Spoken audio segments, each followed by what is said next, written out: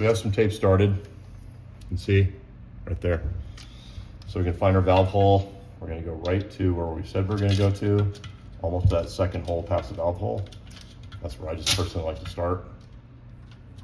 And we wanna get the tape pretty well centered in that channel. This is pretty good centered. And when you do this tape, you have to pull. This tape has high tensile strength. You're not gonna break it. So you have to, when you do this stuff, you wanna stretch it and pull really hard into that rim. Almost as hard as you can. And then get that to sit. And you can see that even that initial application, hope you can see it, taking a pretty nice shape. I'll try to get back here in the light. So that's taking a pretty nice shape. And you're just gonna work your way around the rim in maybe 6-inch increments. You're holding one side and you're pulling with your other thumb. Pull the tape, just keep pulling and stretch it. When it comes up like that a little bit, and get it down in the center channel. You wanna be kind of looking over top the rim and get centered. Stretch. You wanna stretch it all the way around like that. And you can see inside that rim, that tape it's definitely not down all the way. That's gonna come at a later step, but it's starting to look pretty good. And it's gonna take shape. And I know you get a little flare up here where we started, that's all gonna go away in the end. Don't worry about it. Okay, this is kind of important. So I have almost completed the wheel. I've gone one full rotation around the wheel. So all we're gonna do is one rotation of tape, but you can see I'm almost ready to cross over where I first started the tape. This is where it's critical to get this tape. Just get your finger, rub it down really well. Sometimes it helps to get just a cloth like this and just really work that first seam into the rim. Probably for the first, I don't know, 3 inches, something like that, and really get that tape down really well. Get that seam on the edges, or that adhesion on the edges, I mean, and really get it down. And that's pretty good because the tape is gonna overlap right here. And you want that to be pretty smooth.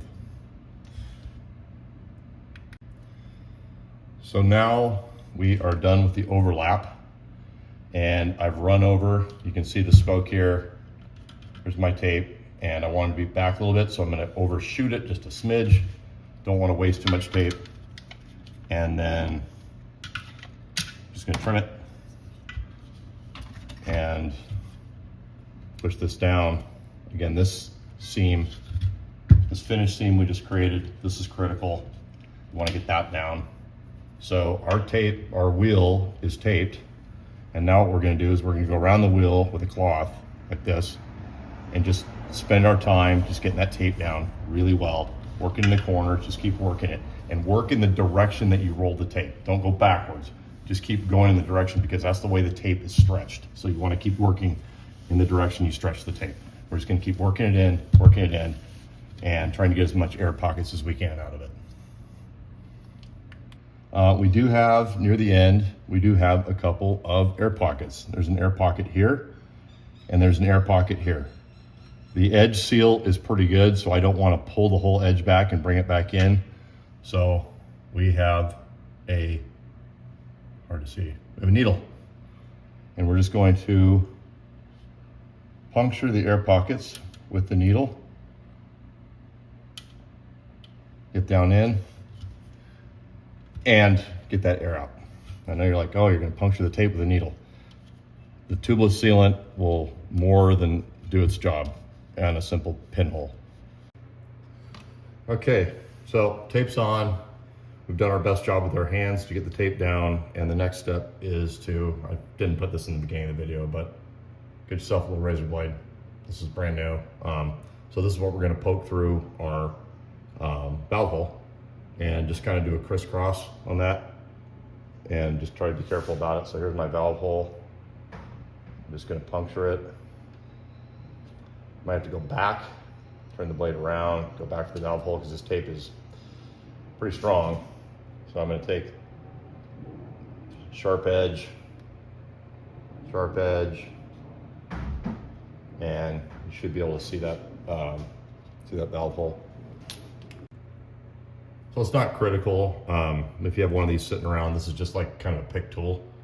And once you've made the cut in your valve hole right here, you just kind of shove this down in and it kind of peels away the tape a little bit and kind of gives you free access to the, because the reason we're cutting this is important, and we'll get to that in a second. So valve hole's taped, that's cut, and we're ready to move on to the next step. So here at our next step, you think by looking at it, mount a tire and throw some sealant in the valve in it and call it good, because we've done such a good taping. But there's one more critical step, which is, in my opinion, a can't miss step to get this tape to seal really well. And that's to put a tube in it. So we want to get a tube in the tire, fill it up to around 40 psi, and let it sit overnight. Close-up view of that valve. So the tube's in right now, tire's sitting at about 40 psi, and we're just going to let this thing sit. And I'm going to do my other wheel. So here's the other wheel I did earlier, and that turned out pretty good, really good actually. I like this tape. I hope it holds. Really kind of like it.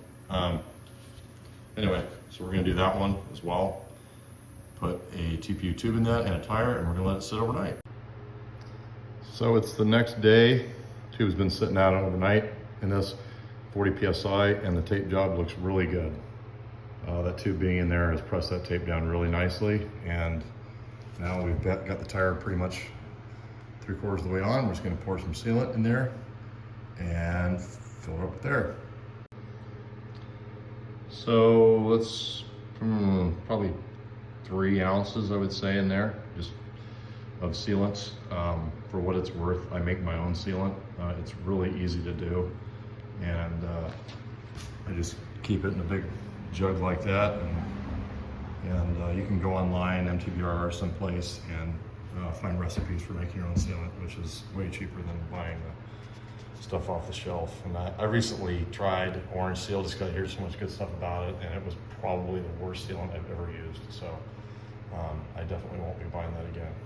Anyway, let's get this thing pumped up. If you have a compressor, that really helps, but especially with a dry tire on a dry rim. But that's what I'm going to use, and away we go. So when you're done putting your sealant in and you get the tire inflated, you're going to pick it up and rotate it every few degrees, and you're going to shake the tire. I can't do it while I'm holding the camera, but you're just going to stand up and just rotate, shake, and then you're going to lay it down flat like this. And I got this, picked up this tip from an early Stan's video, which if I remember I'll link in the description, but Stan himself, this is kind of a tip of his. You lay it down for 5 minutes and you shake again after that, go all the way around the tire, shake, and then flip it over and lay it down again. And that gets the sealant in all the little micro spots where there could be gaps and whatnot. And after that, you're pretty much done. Valves are in, and this was another successful tape job.